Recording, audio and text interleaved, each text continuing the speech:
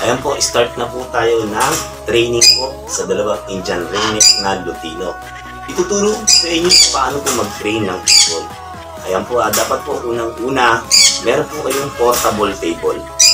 Then, lagyan nyo po siya ng target color. Ito po yung target color niya. Ayan po, unang dapat po, meron kayong table. Then, target color po. Dito nyo po sila sasanayin kumain. Ganun po yan ha. Wala pa po itong recall. Hindi pa po ito lumalapit. Ngayon, ang gagawin nyo po, dito nyo po sila papakainin. Ayan po. Pakain po tayo. Ayan. Ganun din po yung isa. Ganun din po yung isa. Dito nyo po sila sasanayin kumain. Ayan. Para maging komportable po sila. Ganyan po. Wala po na tayong recall. Puro pakain lang po muna. Kailangan masanay sila sa pwesto na to. Ayan po. Kumakain po sila. Oh. Ayan. Ganyan lang po yung gagawin ninyo. Lagi nyo po tatandaan, meron po kayong table, then target color. Tapos, kapag nasanay na po sila rito at komportable na, sa kanyo po yan lalagyan na recall. Ang tinatawag po natin, susunod po natin ay yung walk recall. Yung walk recall po, yung lalapit po siya sa inyo.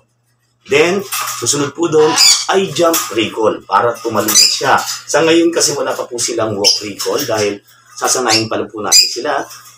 At ang isa pa pong technique dyan, katulad po niya, sinasanay po natin sila sa portable table. Dapat po, pag pinapakain nyo po dito, ganyan, gagawin nyo po, hahawakan nyo rin po yan. For example, kukunin nyo po sa paa, ayan, ganyan po. Tapos papakainin nyo po. Para yung bonding ninyo, malalaman ng ibon na hindi siya dapat maging mailap dahil nagbabanding kami.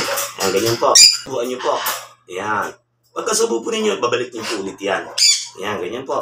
Para komportable siya sa table. Then yung isa naman po, ganun din yung gagawin niyo. Kunin niyo lang po sa paa. Then susubuan po ninyo. Then ibabalik niyo po. Paulit-ulit lang po ganyan yan. Kailangan masanay siya sa table at sa kamay niyo. Huwag niyo po ipapatong kung saan-saan. Lagi po, tinuturo ko po sa inyo yan. Huwag po kayong magpapatong kung saan-saan. Kailangan masanay po ang ibon sa kamay at sa table.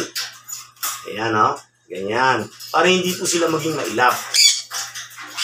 Ayan. At babalik nyo po ulit yan dyan. Okay. Then next, yung isa naman, ulit-ulit po yan. Pag nasanay po yan, ikilalanin na po kayong amo niyan. Or kayo ang kapartner niya. Ito po ay pa-training lang po sa akin, ha? Pa-training lang po sa atin to. Ito po ay Lutino Indian ringneck. Ayan po. Kain muna sila, sanayin nyo lang po muna. Dapat meron po tayong baon na tissue para just in case na pumatak sa mga pisngi, mapunasan nyo agad. Kasi dudumi po yan, titigas po yan. Ayan.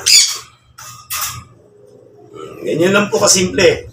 Abangan nyo po yung susunod natin dito, yung walk recall, then yung jump recall.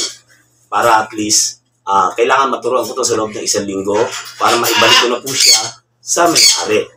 Ayan po, pa-training lang po ito. Sana po, mabantayan po ninyo yung aking pag-train na to. Sunod-sunod po yan. Abangan nyo po yan para matutunan nyo po paano po mag-train ng ibon. Subaybayan nyo po ito.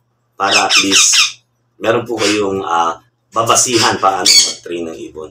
Muli ako po si Kuya Onard, ang inyong Hunted Bird Tricks Tutorial. Magandang buhay po.